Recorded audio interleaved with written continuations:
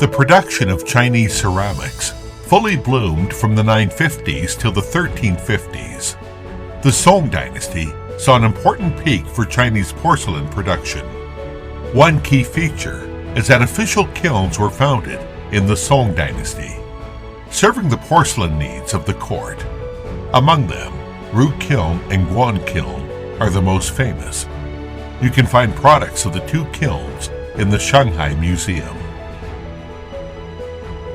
Ru kiln mainly produced elegantly glazed celadon. It only worked for the Song imperial family and did not exist long. Thus the production was very limited.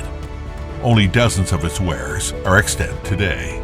The Shanghai Museum collects 9 Ru wares, including this dish. It is coated with an elegant lustrous glaze that matches a verse. Right after the rain, where the dark clouds dispersed, the color of the clear sky is captured. The crackles, called crab claw, on the surface are formed during the manufacture process, thus making each Ru ware unique. Guan kiln, or official kiln, was operating through the Song dynasty. This vase and this censer were produced from the official kiln in southern Song. On both wares, the thin layer of glaze on the rims, or the flanges, exposes the clay body, which is called purple mouth and iron foot.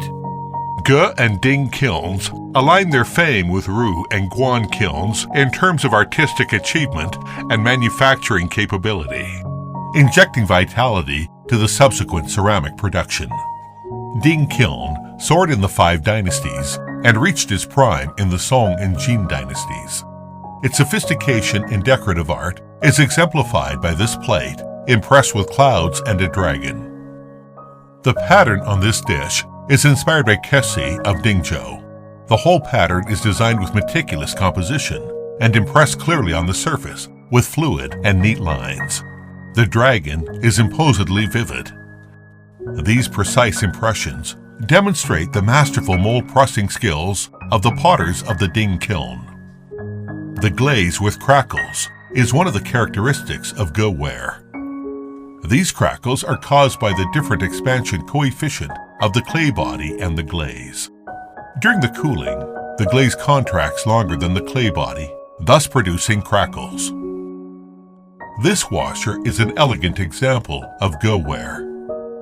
The color of crackles is intensified by a kind of reddish-brown liquid dye after firing. The liquid runs through crackles and creates thick dark lines and thin brown lines, known as golden threads and iron wires. The latest research finds that the Jun kiln was operating from the late Yuan dynasty till the early Ming dynasty. The glaze of Jun ware contains copper oxide that would usually cause flambe, produce various tons of glaze from greenish white to purple.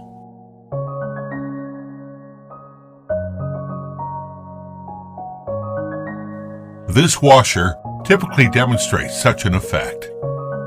Also, the high temperature inside the kiln causes in the glaze the effect of phase splitting that results in countless tiny droplets that are less than 0.2 microns.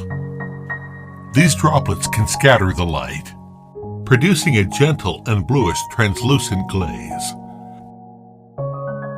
This Zun phase, vast in a tender halo, imitates the shape of the ancient bronze wine vessel Zun. A thick layer of glaze covers the entire body and accumulates around its foot rim. Besides the 5 mentioned, folk kilns such as Yaozhou kiln, Longquan kiln, and Zichou kiln also made their name in producing porcelain of their own unique style. Yaozhou kiln and Longquan kiln are both famous for their celadon. Their location, Yaozhou in the north and Longquan in the south, leaves an imprint on their porcelain decorations. The center of Yaozhou kiln was located in today's Shanxi province. The potters mastered the techniques of incising and pressing patterns on porcelain, especially creating fine high-relief exuberant flowers. This vase has a slender body, short neck, and rounded shoulder. The wide shoulder lifts its weight and makes the vase visually light and graceful. This kind of vase derives from earlier containers for wine and obtained its name, Meiping, as it was usually used to hold one single branch of plum blossom. This vase is one of the standard Meiping of the Song dynasty. Delicately decorated with dynamic lines and 3D effect patterns. It is surely a one-of-a-kind masterpiece from the Yaozhou kiln. Longquan kiln was produced in Longquan County in Zhejiang Province. It gained popularity with its signature powdery green and plum green products, which were exported to Japan, Southeast Asia, and Europe in large amounts. Longquan ware is also famously named Celadon, which originates from the French play in which a shepherd, called Celadon, wears pale green ribbons that resembles the porcelain from the Longquan kiln.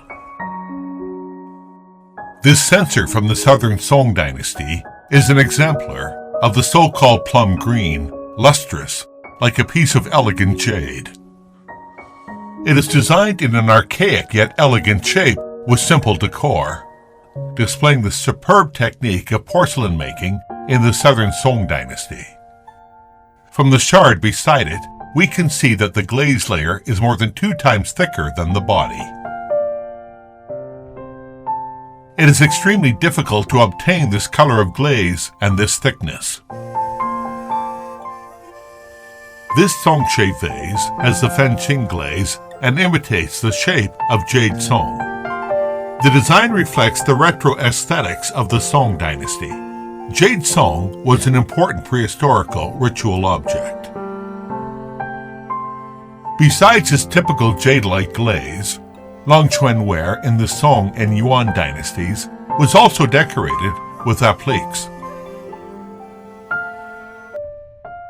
This vase was a lid from the Southern Song dynasty in a refreshing green glaze is one of the examples.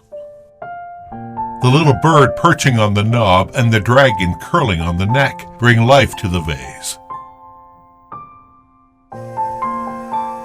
Another magnificent example is this plate. The green glaze and the reddish clay subtly resonate with each other. How intelligent and masterful the potters were back then. Painted porcelain also gained momentum. From the 10th to 14th century, the Zhizhou and Qifeng kilns in the north explored possibilities of black decor. Made during the Northern Song dynasty, this pillow is made with difficult techniques. It was first applied with a pale slip to the unfired stoneware vessel, followed by a dark slip. The outline of the decoration was then incised through the dark top layer, and the whitish slip underneath was then revealed. Potters would coat the wares with a transparent glaze before putting them in the kiln. The black and white contrast thus magnifies the beautiful patterns. This jar from the Qifeng kiln employs different techniques on creating the black pattern. The peony pattern was first carved on the white slip. The black slip was added onto the uncarved parts. Big and crude, this jar is an example, showing the characteristics of wares from folk kilns in northern China and the style of the Khitan people. It is a window for us to know that the ceramic industry across China was blooming during that period of time.